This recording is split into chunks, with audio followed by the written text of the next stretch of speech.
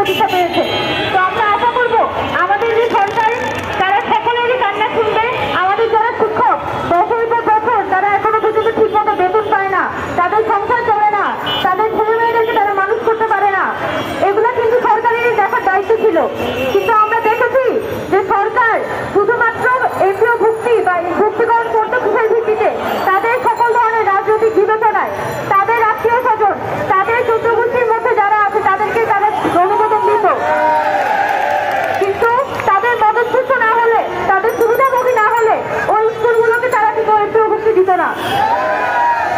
আমরা আশা করব যে বর্তমান যে সরকার এসেছে, এই বর্তমান যে শিক্ষা মন্ত্রণালয় আছে তারা পর্যাপ্ত যাচাই বাছাইয়ের ভিত্তিতে আমাদের যে শিক্ষকরা আছে আমাদের স্কুলগুলোর ক্যাপাসিটির ভিত্তিতে তারা এমপিও ভুক্তি দিবে এবং একই সাথে আমাদের যে শিক্ষকরা বিভিন্ন পর্যায়ে স্কুলগুলোতে চাকরি করে যাচ্ছেন তাদের দায়িত্ব আমাদের সরকারকে নিতে হবে এবং আজকে যে আমাদের শিক্ষকরা বছর পর বছর বেতন পাচ্ছেন না সেটা কিভাবে সরকার করতে হবে। আমি বর্তমান যে শিক্ষা উপদেষ্টা আছেন মাননীয় ওয়াহিদুদ্দিন মাহমুদ স্যার, আপনার কাছে বিশেষভাবে অনুরোধ জানাতে চাই এই শিক্ষকদের কান্না আপনারা শুনুন। আমরা ছোট থেকে বড় হয়েছি এই এমপিও ভুক্তির আন্দোলন দেখে দেখে, আমরা এই আন্দোলন আর দেখতে চাই না, আমাদের শিক্ষকদের কান্না আমরা দেখতে চাই না।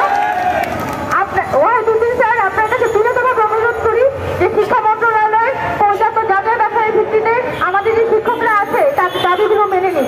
ধন্যবাদ সবাইকে, আর দোয়া করবেন। আর আশা করি যে দ্রুততম সময়ের মধ্যে আপনাদের যে দাবি আপনাদের যে এমপিও ভুক্তির দাবি সেটা সরকার মেনে নিবে।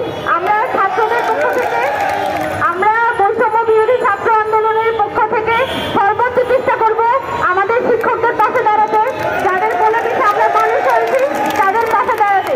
দোয়া করবেন। আসসালামু আলাইকুম সবাইকে। জননেত্রী ওবামা